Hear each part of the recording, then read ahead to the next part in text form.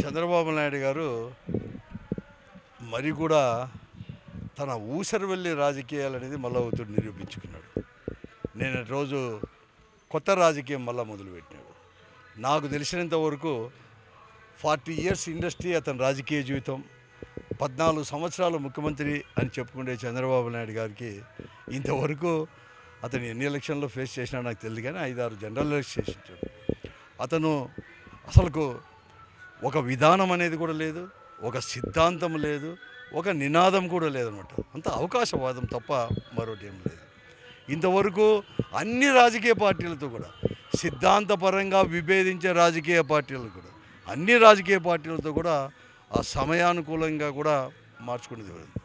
మొట్టమొదటిగా అతను మొదట ఎన్టీ రామారావు పైన నేను పోటీ చేస్తానని చెప్పినవాడు 89లో ఇక్కడంతా కూడా చెప్పి ఎన్టీ అక్కడ చేసి కాంగ్రెస్ పార్టీలో నిలబడి ఓడిపోయిన తర్వాత మళ్ళీ మామ పంచన చేరి మామతో ఒకటి చేసి మళ్ళీ మామకు కూడా పంగనామాలు పెట్టి అతన్ని దించి వేసి అతని చనిపోయేదానికి కూడా కారణభూతుడై మళ్ళీ తర్వాత కూడా కమ్యూనిస్ట్ పార్టీలు అని చెప్పి కమ్యూనిస్ట్ పార్టీలతో కూడా పోయి ఏకమైపోయి అంత చేసేసి పొత్తు పెట్టుకొని 94లో కూడా ఈరోజు కమ్యూనిస్ట్ పార్టీ చేసి మళ్ళీ చేశాడు.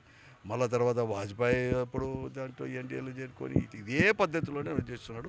నిన్న అసలు నేను ఒకటే అడుగుతున్నాను, ఈ రాష్ట్రం విడిపోయిన తర్వాత 2014లో ఈ రాష్ట్ర అభివృద్ధి కోసం, విడిపోయిన రాష్ట్రం కూడా అభివృద్ధి కోసం, ఒక స్పెషల్ స్టేటస్ కోసం పోలవరం ప్రాజెక్టును కంప్లీట్ చేస్తానని చెప్పేసి 2014లో ఈరోజు ఎవరితో అయితే పొత్తు పెట్టుకున్నాడో మోడీ పార్టీ అయిన భారతీయ బీజేపీ పార్టీ కానీ అలాగే జనసేన పార్టీ ముగ్గురు కలిసి ఒకే వేదిక పైన తిరుపతిలో కూడా మాట్లాడిన దాన్ని కూడా అందరూ కూడా గుర్తుకు తెచ్చుకోవాలి. ఆ రోజు చెప్పారు.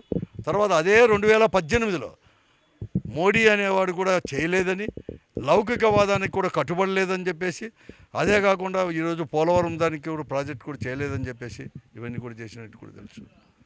అంతెందుకు 2019 ఎన్నికల్లో కూడా ఇదే మోడీనే చెప్పడం జరిగింది. పోలవరం ప్రాజెక్టుని ఒక ఏటీఎంగా కార్డుగా వాడుకున్నాడు చంద్రబాబు నాయుడు గారిని కూడా చెప్పడం జరిగింది. అనేక చేసేసి ఈరోజు మళ్ళీ కూడా అధికారంలోకి రావాలని చెప్పి ఒకే ఒక సూత్రంతో, ఒకే ఒక సిద్ధాంతంతో, సిద్ధాంతాలు లేవు, అసలు విధానాలు ఏంటివో కూడా తెలియదు, ఎందుకు పొత్తు పెట్టుకున్నాడో తెలియదు, కేవలం అధికారంలోకి రావడానికి పొత్తు పెట్టుకున్నాడని చెప్పేసి నేను రోజు మళ్ళీ భారతీయ జనతా పార్టీతో కూడా ఒప్పందాలు చేసుకొని సీట్ల ఒప్పందాలు కూడా చేసుకున్నాను.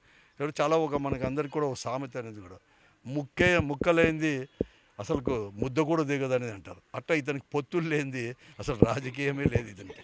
ఇతని జీవితం అంతా పొత్తులు, అతుకులు, బంతులు తప్ప ఇంకా వేరేది ఏంది లేదు చంద్రబాబు నాయుడు గారు. అయినా ప్రజలందరూ కూడా గ్రహించారు. తప్పకుండా కూడా ఇతన్ని అనేది కూడా దించడానికి కాదు కదా, శాశ్వతంగా కూడా రాజకీయ సమాధి ఆ పార్టీకి కానీ అతనికి కానీ రాజకీయం కూడా చేసి కట్టడానికి కూడా ప్రజలు సిద్ధంగా ఉన్నారు. ఒకే ఒకటి మేము మొట్టమొదటి నుంచి కూడా చెప్తున్నాం, మేము ఏదో మనలో కూడా ఉంటే కేంద్ర రాష్ట్ర సంబంధాలతో కేంద్రంలో ఎవరు అధికారంలో ఉన్నా కూడా అటువంటి సంబంధాలు పెట్టుకున్నాం తప్ప మొట్టమొదటి నుంచి కూడా భారతీయ జనతా పార్టీ యొక్క సిద్ధాంతానికి మేము వ్యతిరేకము, మతతత్వ పార్టీలకు మేము వ్యతిరేకము అని మేము చాలా స్పష్టంగా చెప్పాడు జగన్మోహన్ రెడ్డి గారు.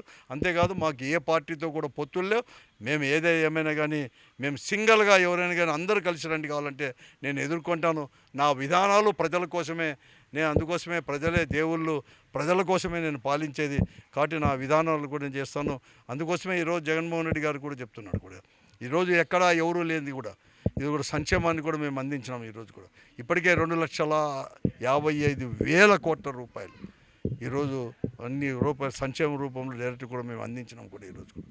అందుకోసం ఒకటే మేము అడుగుతున్నాం కూడా జగన్మోహన్, మా విధానాలు నచ్చింటే మేము మేలేమన్నా చేసి ఉంటే అని భావిస్తుంటే మరొక మారు కూడా ఈ రాష్ట్రంలో జగన్మోహన్ రెడ్డి గారిని ముఖ్యమంత్రికి వేయండి అని చెప్పేసి మేము చెప్తున్నాం. పెద్ద ఎత్తున కూడా స్పందన వచ్చేసింది.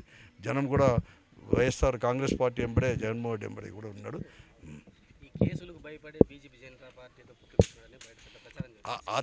అతను అధికార పీఠం తప్ప ఏమీ లేదు, అన్ని కేసులు లేదు, ఏమీ లేదు కూడా ఏమీ లేదు. కేసులు ఏముందంటే తప్పులు చేసింటే ఎవరైనా చేయాల్సిందే, ఏం వాళ్ళైతే చేస్తారో, తప్పులు చేసింటే ఎవరికైనా కేసులు ఉంటాయి, అవన్నీ ఉంటాయి. దానికి అవుతాం కాదు, కేవలం ఆ పీఠం, ఆ అధికారం కావాలి.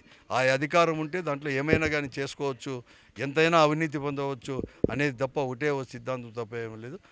అతను ఊసరవెల్లి రాజకీయం తప్ప మరొకటి కాదు. Hit TV presents like, share, comment. TV వాళ్ళకు కూడా నేను ఒక సర్ప్రైజ్ ఇద్దాం అనుకుంటున్నాను. మీరు మాత్రమే జెస్సీ ఎందుకు అయ్యారు? ఇలాంటి అమ్మాయిలకి పిలవడానికి బాగుంటుంది. చందు సాయికి like you and have a జనాలకి ఒక పేరు నచ్చిందంటే దీనికి ఒక ప్రాసెస్ ఉంటుంది. ఎందుకు బాక్స్ డైరెక్ట్కి వెళ్ళిపోదాం. ఏదైనా ఒకటి మర్చిపోయినావా నువ్వు? ఏం మర్చిపోయావు? ఏదో ఆ టైంకి మన సుడి బాగుంటే ఎవరన్నా చూపిస్తే రాయగలం కానీ డోర్ టు డోర్ సేల్స్ చేసేవాళ్ళు. శారీ వస్తుంది కదా, శారీలో వెనకాల కట్టుకుని